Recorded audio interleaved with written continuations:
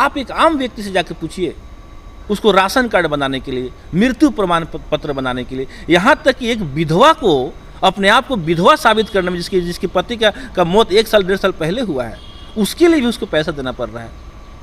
शर्म आती है 98 साहिबगंज विधानसभा का नेतृत्वकर्ता के बारे में मैं बात करता हूँ। शर्म आनी चाहिए। जमीर भी एक हद तक कहता है कि अब रुक जाओ, अब इससे आगे नहीं, लेकिन जमीर की भी जो हद जो पार कर दी गई है, खास करके भ्रष्टाचार के लिए 98 साहिबगंज विधानसभा। मुझे दुख के साथ कहना पड़ता है, मैं भी इसी क्षेत्र का निवासी हूँ।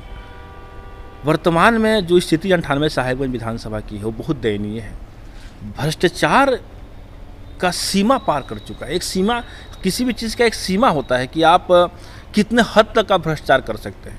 यहाँ की मैं तो खुलेआम कहता हूँ, यहाँ के जो भी वर्तमान है उनके नेतृत्व में, उनके लोगों के द्वारा जो भ्रष्टाचार हो रहा है वो अब सर से पानी ऊपर जा चुका है। कहीं ना कहीं 98 साहिबगंज विधानसभा को दिमक की तरह खोखला कर दिया गया है। साहेबगंज विधानसभा क्षेत्र में एक ऐसा युवा जिसने बड़ी मेहनत और कठिन परिश्रम के बाद शिक्षा ग्रहण कर इंजीनियर बना, अपने सुख को त्याग कर लोगों की सेवा करते हुए बड़े ही कम समय में अपने कुशल कार्य का परचम लहराते हुए साहेबगंज विधानसभा क्षेत्र के लोगों के हृदय में जगह बना लिया। और आज एक जनसैलाब उस युवा के साथ है। साहेबगंज विधानसभा के दशा को बदलने के लिए लोगों के विश्वास पर खरा उतरते हुए, क्षेत्र में जनता की समस्याओं से अवगत होते हुए समस्याओं के समाधान हेतु एवं युवा, नौजवानों और महिलाओं, बुजुर्गों को उनके संवैधानिक अधिकार को दिलाने के लिए, लोगों में जागरूकता फैलाने के लिए, साहेबगंज विधानसभा में लूट खसोट पर अंकुश लगाने के लिए एक विशाल जन आंदोलन की शुरुआत की, ताकि लोग अपने अधिकार को समझें और भ्रष्टाचारियों को मुंह तोड़ जवाब दें। इस जन आंदोलन की शुरुआत बीते कई वर्षों से धीरे धीरे गोईठी की आग की तरह सुलग रही थी, जिसकी लपटें भ्रष्टाचार और विधानसभा क्षेत्र में फैले अंधकार को अपना निशाना बना रही थी। हृदय में धधकते हुए ज्वाला को लेकर एक युवा साहेबगंज विधानसभा में पद यात्रा करने का संकल्प लेता है, ताकि लोगों में जागरूकता और अपने अधिकार की लड़ाई में लोगों को ऊर्जा मिल सके। वो युवा कोई और नहीं, आपके ही साहेबगंज विधानसभा क्षेत्र के इंजीनियर राजेश सहनी हैं, जो वर्तमान में साहेबगंज क्षेत्र संख्या 1 के जिला पार्षद हैं। वर्ष 2014 में इंजीनियरिंग की पढ़ाई समाप्त कर सफलता की शिखर को छू लिया। बड़ी बड़ी कंपनियों की जॉब ऑफर को ठुकरा दिया, क्योंकि लक्ष्य कुछ और था। शहरी क्षेत्र में रहने वाले सुखी संपन्न लोगों के जीवन यापन व ग्रामीण परिवेश में रहने वाले लोगों के बीच तुलना करने लगे। दोनों में काफी भेदभाव और अंतर को महसूस किया। इस अंतर को दूर करने के लिए शिक्षा के क्षेत्र में काम करना शुरू कर दिया। शिक्षित समाज का संकल्प लेते हुए एक निजी विद्यालय की स्थापना की। ग्रामीण परिवेश के बच्चों और बच्चियों को बेहतर शिक्षा देना आरंभ कर दिया। हजारों बच्चे उस विद्यालय से बेहतर शिक्षा ग्रहण कर टॉपर बनते रहे और इतिहास के पन्नों पर सुनहरा भविष्य लिखते रहे। सफलता के डंके बजने शुरू हो गए। शिक्षा के क्षेत्र में मानो एक क्रांति आ गई। इंजीनियर राजेश सहनी ने देखा समाज में रह रहे लोगों की समस्याएं, जर्जर सड़क और अन्य समस्याओं से जूझ रहे लोगों को उनके समाधान हेतु चिंतन मंथन आरंभ कर दिया। कुछ वर्ष बीत गए, तब श्री सहनी ने राजनीति में कदम रखने का निर्णय लिया। लोगों के समर्थन और सहयोग से वर्ष 2021 में प्रथम बार जिला पार्षद का चुनाव लड़े और भारी बहुमत से चुनाव जीतकर साहेबगंज क्षेत्र संख्या 1 के जिला पार्षद बन गए। अपने क्षेत्र की समस्याओं के समाधान हेतु लगातार संघर्ष करते रहे, लोगों के समस्याओं का निदान करते रहे। इन्हीं कारणों से इंजीनियर राजेश सहनी की लोकप्रियता दिन प्रतिदिन बढ़ती चली गई। लोगों के हृदय में इंजीनियर राजेश सहनी बसने लगे। तब उन्होंने पूरे साहेबगंज विधानसभा की दशा सुधारने का संकल्प लिया और साहेबगंज विधानसभा क्षेत्र का भ्रमण आरंभ कर दिया। भ्रमण के दौरान लोगों की समस्याओं को करीब से जाना और समाधान हेतु गंभीरता से जुट गए। साहेबगंज विधानसभा में मुख्य समस्याओं पर काम करना शुरू कर दिया। लोगों में जागरूकता, एकता और भ्रष्टाचार के विरोध में 2 अक्टूबर 2024 को पद यात्रा पर निकलने का संकल्प लिया, ताकि साहेबगंज विधानसभा में युवा, नौजवानों, बुजुर्ग और महिलाओं में अपने हक और अधिकार के लिए लड़ने की ऊर्जा मिल सके। साहेबगंज विधानसभा के संपूर्ण विकास हेतु इंजीनियर राजेश सहनी 2 अक्टूबर 2024 से पूरे विधानसभा क्षेत्र में पद यात्रा का आरंभ करेंगे। देखिए ये खास रिपोर्ट। स्वागत है आपका साहेबगंज सिटी न्यूज़ में। और आज सर हम ये जानना चाहते हैं कि आप अपने जीवन संघर्ष के विषय में बताएं, कहाँ से आपने शिक्षा ग्रहण किया, कैसे आपने ये सोचा कि राजनीति क्षेत्र में आना है, और बताएं। देखिए, मेरे जीवन अब तक का जो जीवन रहा है वह 100% संघर्ष वाला ही जीवन रहा है। मेरा जन्म माधोपुर हजारी पंचायत के वार्ड नंबर 2 में हुआ, जो साहेबगंज प्रखंड में मुजफ्फरपुर ज़िले में आता है। और ऐसे परिवार में जन्म हुआ जिसकी गरीबी के बारे में आप और हम अभी कल्पना नहीं कर सकते। जाहिर सी बात है कि एक ऐसे गांव में जन्म होना जहां उस वक्त न बिजली की कोई व्यवस्था थी, न सड़क की व्यवस्था थी, चारों तरफ से झोपड़ीदार घर थे। और मेरे खुद के भी घर, जो मेरे पिताजी 4 भाई, और हम लोग पिताजी के चारों भाई का 4 झोपड़ी वाला घर था और 2-4 मवेशी दरवाजे पे थे। और वहीं से जो वहाँ मेरा जन्म हुआ, और बचपन से ही 2 वक्त के खाने के लिए मेरे परिवार को संघर्ष करना पड़ा। प्राथमिक शिक्षा जो हुई वो मेरे गांव के ही प्राथमिक स्कूल में हुई, जो शुरुआत के 1-2 साल 3 साल तक हुआ। उसके बाद पिताजी अपने कार्य को लेके, अपने जाहिर सी बात है कि हमारे गांव समाज से बहुत सारे लोग बाहर काम करने जाते हैं, तो पिताजी दिल्ली से लेके, अरुणाचल से लेके, असम से लेके हर जगह, और अरुणाचल प्रदेश में जाके वो काम करने का अच्छा मौका मिला, 2 पैसा अच्छा आमदनी होने लगा। तो सह परिवार पिताजी ने मुझे वहाँ बुला लिया। और उसके बाद मेरी शिक्षा जो हुई वहाँ के उस वक्त के सबसे बेहतर स्कूल, आज भी स्कूल सबसे बेहतर है नमसाई में, ग्रीन व्यू स्कूल नाम से एक प्राइवेट स्कूल थी, जहाँ पे मेरे पिताजी ने एडमिशन करवाया। और वहाँ से ज़िंदगी एक चल पड़ी। अच्छा शिक्षा, अच्छा माहौल, अच्छे लोग। आज भी मुझे कहते हुए गर्व होता है कि मेरे जैसे गांव के एक बच्चे को ग्रीन व्यू स्कूल के जो शिक्षक जो थे, उन्होंने इतने अच्छे से तैयार किया मुझे, और पढ़ाई से लेकर हर चीज़ में उन्होंने मेरा साथ दिया, और जिसका कारण था कि मेरी शिक्षा बहुत बेहतर हुई। 10वीं की परीक्षा मैंने वहीं से पास की, और उसके बाद 12वीं के बाद मैं आरकेडीएफ कॉलेज भोपाल में है, वहाँ मैं गया और वहाँ मैंने इंजीनियरिंग की पढ़ाई की।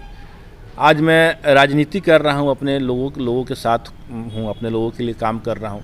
लेकिन कहीं ना कहीं राजनीति जो करने का, या फिर बिहार में राजनीति करने का एक भाव अगर मेरे मन में आया, तो आरकेडीएफ कॉलेज भोपाल से ही आया। क्योंकि आरकेडीएफ कॉलेज भोपाल एक ऐसा कॉलेज था जहां आपको शिक्षा के साथ साथ आप अपने जीवन में क्या करना चाहते हैं, उसको कहीं ना कहीं आपको ट्रेनिंग वहाँ से मिल जाती है। जाहिर सी बात है कि इंजीनियरिंग हॉस्टल में हम लोग 4000-5000 लोगों के साथ थे, कॉलेज में लगभग 8-10 हज़ार बच्चों की संख्या थी। तो मैं स्कूल के उस कॉलेज के हर एक कार्यक्रम में बढ़ चढ़ के हिस्सा लेता था। पढ़ाई के अलावा जो भी कार्यक्रम होते थे, वहाँ से एक लीडरशिप क्वालिटी अंदर आई, और लीडरशिप क्वालिटी जो मेरे अंदर आई, और उसी का परिणाम है कि आज भी मैं लीडरशिप क्वालिटी के अनुकूल ही मैं राजनीति कर रहा हूँ। जैसा कि आप बता रहे थे कि कई जॉब ऑफर भी आए उस दौरान जी, लेकिन उसके बावजूद आपने सब कुछ ठुकराते हुए राजनीति में आ पाए। प्रथम बार आपने जिला परिषद का चुनाव लड़ा। जी। थोड़ा साझा करें, जिला परिषद का चुनाव कब आपने लड़ा, और वहाँ से आप जीत दर्ज करके समाज की सेवा में जुट गए। देखिए, आरकेडीएफ कॉलेज में जब मैं पास आउट हो रहा था, मेरे बैच के जितने लड़के थे, हर किसी की अपनी अपनी एक सोच थी। कोई दिल्ली काम करना चाह रहा था, कोई बेंगलोर काम करना चाह रहा था, कोई पुणे, कोई हैदराबाद, हर जगह लोग काम करना चाह रहे थे। और मैं काम करना चाह रहा था अपने बिहार में, अपने मुजफ्फरपुर ज़िले में। इसी वजह से मैं बाकी कंपनियों का जो भी मेरे पास ऑफ़र था, मैंने सारे ऑफ़र ठुकरा दिए। और मुजफ्फरपुर ज़िला में ही, मुजफ्फरपुर शहर में ही उस समय एसएल प्राइवेट लिमिटेड, जो बिहार बिजली विभाग के अंतर्गत एक कंपनी थी, उस कंपनी में मैंने इंटरव्यू दिया, और एग्जीक्यूटिव इंजीनियर के पद पे मैं मुजफ्फरपुर इसमें था, शहर में ही था, एसएल प्राइवेट लिमिटेड कंपनी में इसमें। उसके बाद भी देखिए, आपके मन में अगर विचार कोई और हो तो आप एक जगह नहीं होते हैं। 6 महीना मैं वहाँ कार्य किया, लेकिन मन में था कि नहीं, मैं अपने गांव शहर के लोगों के लिए काम नहीं कर रहा हूँ। मैं अब बिहार तो आ गया हूँ, अपने ज़िले में तो आ गया हूँ, लेकिन आज भी मैं शहर में ही हूँ और शहर का ही लुत्फ़ उठा रहा हूँ। तो ये सोच के मैं जब अपने गांव वापस अपने साहेबगंज प्रखंड में आने का जब मैंने मन बनाया, तो मैंने उस जॉब को ही मैंने छोड़ दिया। और आपको पता है कि मैं साहेबगंज आया तो मैंने एक शैक्षणिक स्थान खोली जो आज भी चल रहा है और यहाँ बच्चों को शिक्षा मिलती है। इसके बाद मेरा दूसरा स्टेप था कि अब मुझे राजनीति में आना है और लोगों की सेवा करनी है। तो मन में विचार आया कि मैं कौन सा चुनाव लड़ूँ। जाहिर सी बात है कि एक नौजवान व्यक्ति जिसे बिहार के राजनीति के बारे में उतना ज्ञान नहीं हो, जो बाहर से आया हो और यहाँ एक स्कूल चला रहा हो, तो मैं चुनाव लड़ूँ कौन सा जिससे मैं लोगों की सेवा कर पाऊँ। मन में आया कि मुखिया चुनाव लड़ते हैं या समिति का लड़ते हैं, फिर विधायक का भी, मतलब मन में बहुत सारा कि विधायक का लड़े कि सांसद का लड़े कि मतलब किस चीज़ का लड़े। तो भाई मन में आया कि भाई पहले शुरुआत तो आपको निचले स्तर से करनी होगी, आप एक ही बार विधायक के लिए तो नहीं सोच सकते, जाहिर सी बात है। तो ऐसे ही यहाँ के जो सहयोगी लोग थे उनसे बात विचार ऐसे होता हुआ अचानक से किसी ने बोला कि यार जिला परिषद चुनाव लड़ लीजिए, आप जिला परिषद चुनाव लड़ेंगे तो अपने क्षेत्र का नेतृत्व तो आप जिला में करेंगे। तो एक बड़ी चीज़ मेरे लिए लगा। मैंने सुना उस बात को और जिला परिषद की तैयारी मैंने शुरू कर दी और लोगों का अपार प्रेम मिला। अब किस कारण मिला यह तो आप जानते हैं, आप पत्रकार महोदय हैं, जनता जनार्दन प्रथम बार में ही प्रथम बार में लड़े और काफी भारी बहुमत से आपने विजय प्राप्त किया और लोगों का एक जो है कि विश्वास हाँ, आपके हाँ, ऊपर था। हाँ, जी, क्षेत्र में फिर इसके बाद क्या किया? देखिए, ऐसे व्यक्ति के खिलाफ मैं चुनाव लड़ा जिनको जो बहुत मजबूत दावेदार थे, लगातार 3 वर्ष जिला परिषद थे। ये लोगों का प्रेम और स्नेह था कि पहले दिन जब मैं अपने क्षेत्र में भ्रमण के लिए उतरा कि मुझे चुनाव लड़ना है, उसके बाद लोगों का प्रेम स्नेह ऐसा मिला कि मैं पीछे हट के नहीं देखा और लगातार 8 महीनों तक मेरी कैंपेनिंग चलती रही और चुनाव भारी मतों से जीता, लोगों के आशीर्वाद से, उनके प्रेम से, उनके स्नेह से। और उस जीतने के बाद से मैं अपना जो मेरा जो जीवन था वो जीवन बिल्कुल बदल चुका है। अब मेरे जीवन का हर एक दिन, हर एक घंटा, हर एक मिनट मेरे क्षेत्रवासियों के लिए है। और जिला परिषद में पिछले 2.5-3 सालों से काम कर रहा हूँ। आप तो जानते हैं कि हमेशा मैं अपने क्षेत्र की समस्याओं को उठाता रहता हूँ। लगातार विधानसभा क्षेत्र का भी भ्रमण कर रहे हैं, लोगों से मिल रहे हैं, उनके समस्याओं को जान रहे हैं। हालांकि क्षेत्र में चर्चा बना हुआ है कि इंजीनियर राजेश सहनी साहेबगंज विधानसभा से इस बार आ रहे हैं, इसको लेकर बताएं कुछ। देखिए, जिला परिषद बनने के बाद मैंने सोचा कि जिला परिषद बन के आप वो नहीं कर पा रहे हैं, आपका दायरा उतना बड़ा नहीं जितना आप बाकी लोगों की आप सेवा कर पाए। इसलिए मेरा दूसरा जो मन हुआ कि मैं 98 साहेबगंज विधानसभा से मैं विधायक की तैयारी करूं, चुनाव लड़ूं। उसको लेकर कैंपेनिंग चल रही है, पूरे 98 साहेबगंज विधानसभा का दौरा हो रहा है। चुनाव हो सकता है कि 1 साल बाद हो, 1.5 साल बाद हो, लेकिन होमवर्क मेरी अभी से अभ्यास जारी है, लोगों से मिलना जारी है, लोगों की समस्याओं को सुन रहे हैं, लोगों से के बीच जा रहे हैं। और हर दिन आप देखेंगे कि आप 2 बजे के बाद से रात को 12 बजे 1 बजे तक मैं क्षेत्र में ही रहता हूँ, लोगों की समस्याएं सुनता हूँ, लोगों के बीच रहता हूँ। अभी जो है कि पद यात्रा, जी, पद यात्रा तो है कि काफ़ी चर्चा का विषय बना हुआ है और पद यात्रा जो है आपका साहेबगंज में निकल रहा है काफ़ी भव्य तरीके से, सोशल मीडिया पर भी ये चर्चा का विषय है। बताएं सर इसके विषय में। देखिए, जाहिर सी बात है कि मैं एक इंजीनियरिंग बैकग्राउंड से आता हूँ, मेरी सोच जो होगी थोड़ी सी तो अलग होगी ही, और राजनीति करने का भी, चुनाव लड़ने का भी मेरा एक अलग अपना सोच है, एक अपना एक सोच है। और उसी के अनुसार मैं जो जन जागरण पद यात्रा जो है 2 अक्टूबर को जो मैं निकाल रहा हूँ, तो देखिए, जन जागरण पद यात्रा का मुख्य उद्देश्य यही है कि मैं उस यात्रा के दौरान 98 साहेबगंज विधानसभा के हर एक पंचायत के हर एक वार्ड, हर एक टोला में मुझे जाना है।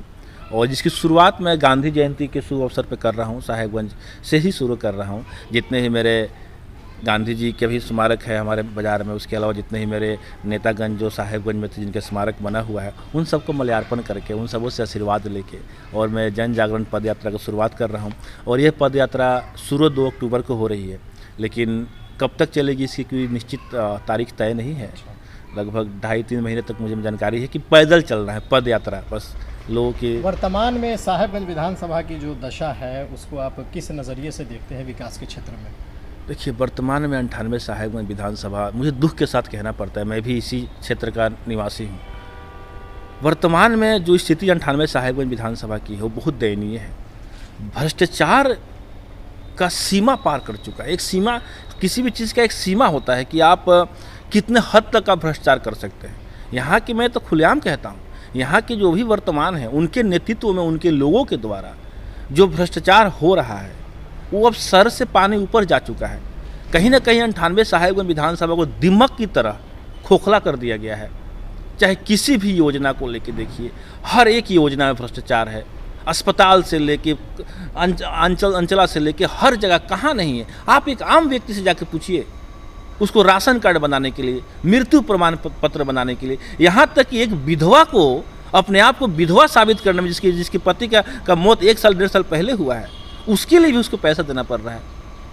शर्म आती है 98 साहेबगंज विधानसभा का नेतृत्वकर्ता के बारे में मैं बात करता हूँ। शर्म आनी चाहिए। जमीर भी एक हद तक कहता है कि अब रुक जाओ, अब इससे आगे नहीं, लेकिन जमीर की भी जो हद जो पार कर दी गई है, खास करके भ्रष्टाचार के लिए 98 साहेबगंज विधानसभा में। बड़ी संख्या में युवा, नौजवान, महिलाएं, बुजुर्ग आपसे जुड़ रहे हैं जी, और कहीं ना कहीं बड़ी संख्या में लोगों को आपके साथ जुड़ना, साहेबगंज विधानसभा में बदलाव की एक लहर दिख रही है, इसको लेकर क्या कुछ कहेंगे, क्या राय है इसमें आपकी? देखिए, बदलाव हो चुकी है। जिस तरह से किसी भी मौसम की शुरुआती दिनों में मालूम चल जाता है कि आगे मौसम क्या आने वाला है, उसी तरह 98 साहेबगंज विधानसभा में बदलाव की लहर जो है वो हो चुकी है। आज राजेश सहनी कोई बहुत बड़े नेता नहीं है, मेरे पिताजी कोई मंत्री, कोई विधायक नहीं थे। मैं संघर्ष कर रहा हूँ, लेकिन मुझे हिम्मत कहाँ से मिल रही इतना संघर्ष करने का। एक 34 साल के लड़के को जो इंजीनियरिंग करके आया, स्कूल खोला, प्रथम में जिला परिषद लड़ा, ये हिम्मत कहाँ से आई कि 98 साहेबगंज विधानसभा का सपना देखने लगा और भावी विधायक प्रत्याशी अपने आप को कहने लगा? कहाँ से आई ये हिम्मत? ये हिम्मत उन माताओं, उन बहनों, उन बुजुर्गों, उन युवा साथियों की वजह से आई है, जो जहाँ मैं जाता हूँ, कहीं भी मैं बैठक के लिए चला जाऊँ तो 500, 1000, 2000, 1500 लोग ऐसे खड़े रहते हैं। 2 अक्टूबर का जो मेरा पद यात्रा है, मैं लोगों को मना कर रहा हूँ, माताओं, बहनों, बुजुर्गों को मैं मना कर रहा हूँ। मैं कह रहा हूँ कि नहीं, आप लोग रहने दीजिए, हम लोग चंद लोग ही ये करेंगे। लेकिन आज भी आप थोड़ी देर पहले आप आए, देखिए पूरा फ़ोन से लोग आ रहे हैं कि हमें भी आना है। मैं पद यात्रा कर रहा हूँ, मैं उनके पास जाने के लिए मैं पद यात्रा कर रहा हूँ। इसलिए मैं खुद सोच रहा हूँ कि चलिए हमारे साथ जितने लोग हैं उसके साथ हम पद यात्रा करें, और मैं मना कर रहा हूँ अब लोगों को। जी, बात करने का। Thank you.